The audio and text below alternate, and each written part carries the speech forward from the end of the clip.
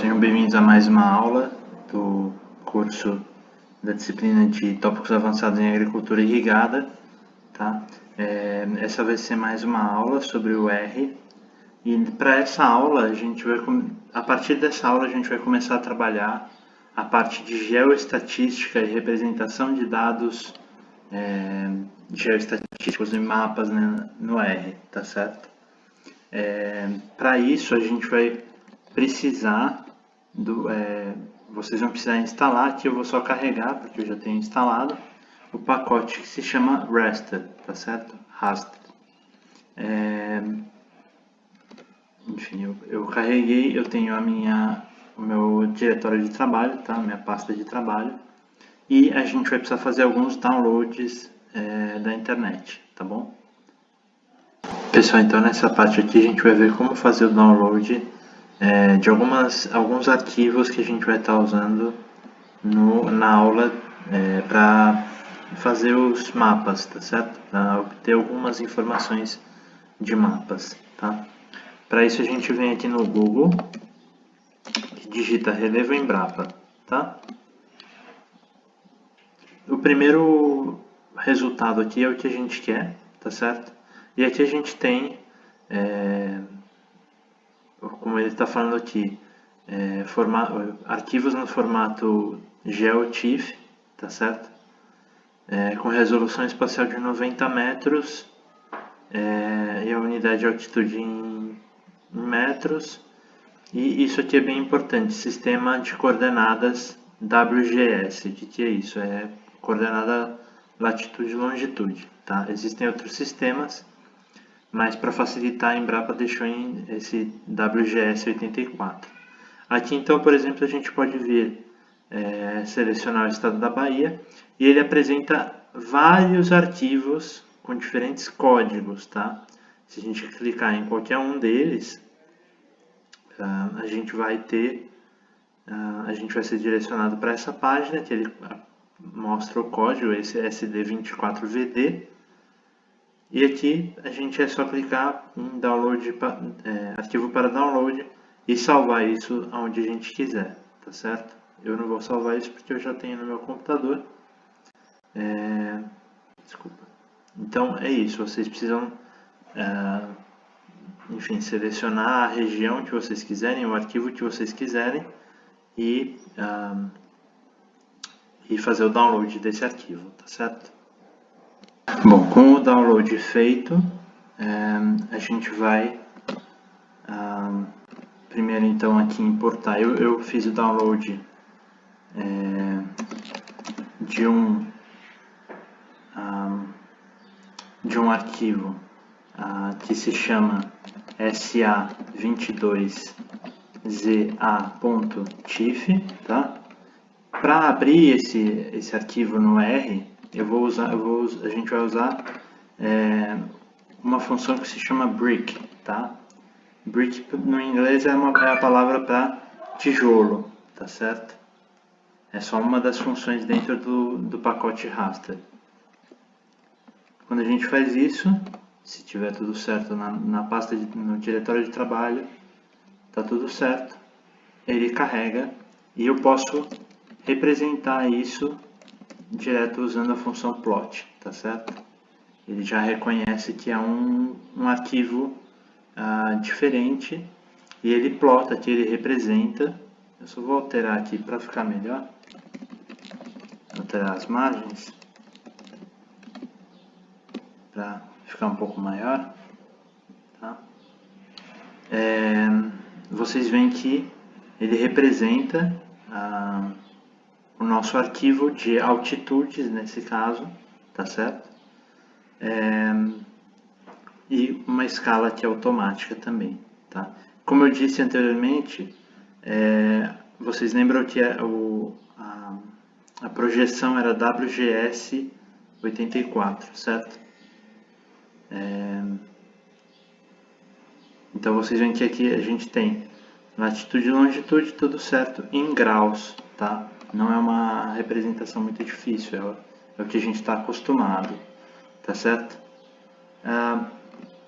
Então aqui existe dentro do pacote raster, existe uma função que se chama extract, tá?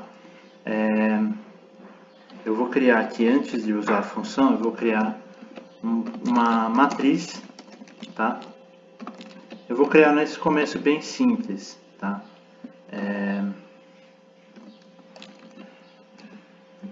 Aqui, por exemplo, menos 50.8, menos 50.9 e aqui menos 2.9 e menos 2.9. O que isso vai significar? Aí aqui eu preciso de duas colunas, tá? Ncol igual a 2. O que ele vai fazer? Uma matriz com duas colunas. Esses dois primeiros valores numa coluna e os outros dois valores na segunda coluna, tá certo? Isso é sempre assim, primeiro latitude, depois longitude. E a gente pode ver aqui, tá certo? Ele cria essa matriz, tá? Que a gente precisa para usar dentro da função extract. Se eu usar aqui então agora MDT1, que é o nosso primeiro TIFF aqui, né? Que a gente importou, o primeiro modelo de terreno. Eu chamo MDT porque é modelo de terreno, modelo digital do terreno, tá certo? Então, MDT1,pt, ele vai extrair dois valores, tá certo? O que são esses dois valores? São as altitudes desses dois pontos. Do ponto menos 50.8 e 2.9, que está por aqui, tá? E menos 50.9 e menos 2.9, que deve estar por aqui, um do lado do outro, tá certo?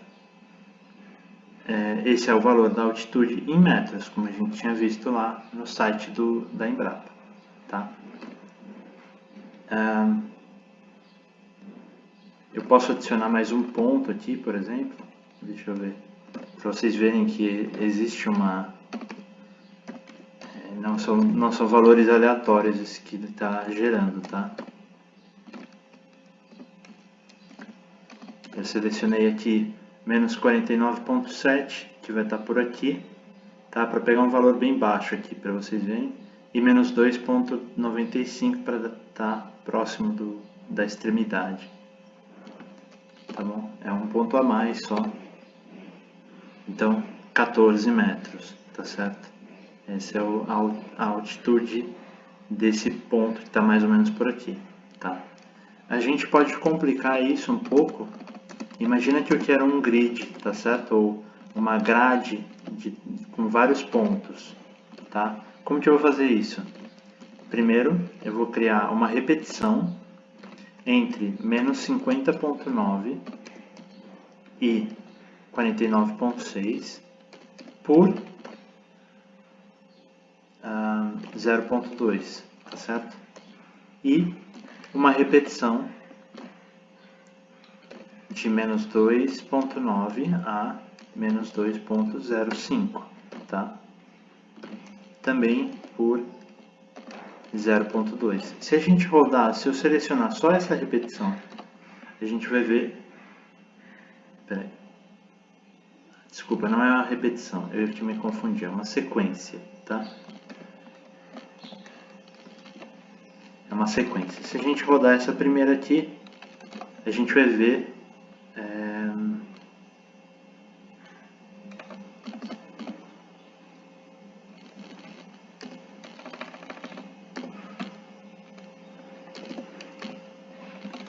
Desculpa, que eu tinha esquecido o negativo ali, tá? A gente vai ver que ele gera 7 valores aqui, tá? E nesse segundo aqui, ele gera 5 valores. Então, agora eu preciso usar a repetição. Eu vou usar aqui, então, eu seleciono aqui e clico em abrir parênteses, tá? Ele já abre e fecha parênteses em torno do que eu selecionei. Então, aqui é repetição, each igual a 5. Eu vou dar um enter aqui só para ficar tudo na mesma página. De novo, seleciono tudo e abro parênteses. Ele coloca o parênteses no que eu tinha selecionado. E aqui nesse caso eu quero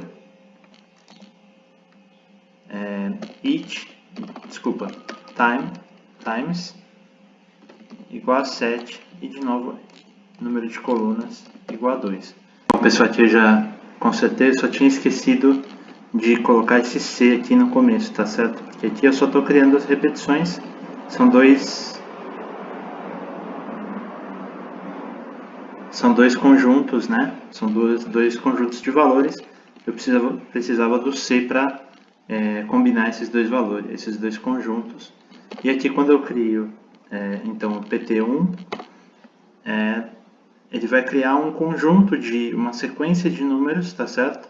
Aqui dá para entender a função do each, ou seja, ele vai a cada 5, ele vai repetir cada valor 5 vezes, só que agrupando por valores, tá?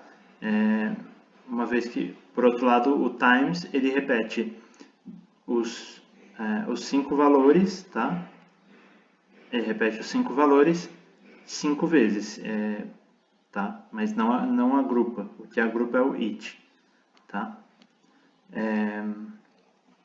Bom, com isso, a gente pode usar a função extract de novo, tá? MDT1, PT1, e a gente vai ver aqui então, como a gente tinha aqui 35 linhas, a gente tem 35 valores de altitude, tá? Agora, se eu quiser representar isso, eu quero representar esse grid, né? Ou os pontos da onde eu retirei esses dados.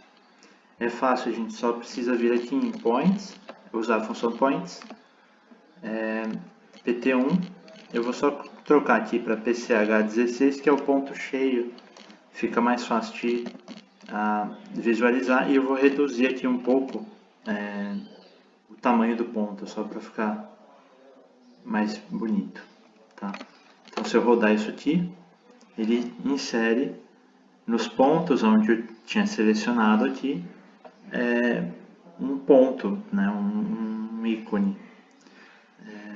É importante a gente eu lembrar aqui, ó, apesar de eu ter usado para gerar a sequência, eu usei o menos 49.6. Mas ele não usou isso, por quê? Porque o ponto inicial é menos 50.9. Se eu gerar isso aqui, ó, só essa sequência, vocês vão ver que o ponto menos 49.6 não está incluído nessa sequência, tá? Ele começou no menos 50.9 e foi somando 0.2 em 0.2, tá certo? Não é que ele vai pegar essa última extremidade que eu pus aqui, tá certo? Se eu colocasse aqui menos 49.7, o resultado ia ser igual, tá certo? Bom, uma outra coisa, imaginem que eu tenho um segundo modelo aqui, um segundo raster aberto. Aqui o segundo que eu tenho é o 22ZB, que eu baixei, tá? Tá certo. Agora eu quero juntar esses dois. Então existe essa função merge, que é realmente juntar dois arquivos raster, tá certo? O uso dela é muito fácil, o modelo 1 e o modelo 2, tá? MDT1 e MDT2. Quando eu faço isso, eu não atribuí valor nenhum, né? Eu vou atribuir aqui MDT combinado, vai ser igual a essa junção, tá certo? E nesse caso aqui, a hora que eu faço o gráfico, o MDT combi, a gente vê que esse segundo modelo, esse segundo MDT, era esse retângulo aqui, né, da direita. Antes o primeiro tinha sido esse, e agora é esse aqui, o segundo foi esse. E isso aqui, esse MDT combi, eu posso também exportar isso, tá? Existe uma função que se chama write raster, tá? E aqui primeiro eu coloco, como sempre, o nome do arquivo, né? O nome do vetor onde está salvo e o nome do arquivo que eu vou querer. Então eu posso chamar de MDT combinado e, mais importante, .tif. Esse tif pode ser assim, tanto em maiúscula quanto em minúscula. certo? Um F só, tá? E se eu estiver refazendo isso aqui, se for, imagina, eu fiz com 2, mas agora eu quero adicionar uma terceira imagem dessa, um terceiro modelo. Eu posso adicionar o código aqui, uma função aqui, uma opção overwrite igual a verdadeiro. Se esse arquivo já existir na tua pasta, isso aqui quer dizer que ele vai sobrescrever. Se não tiver isso aqui e você já tiver esse arquivo na tua pasta, ele não funciona, ele te dá um erro, tá? É a única função write do R que te avisa quando tem um arquivo já existente com o mesmo nome, tá certo? Por isso que às vezes é bom a gente colocar esse overwrite igual a verdadeiro para ele sobrescrever, tá certo? Até mais, pessoal.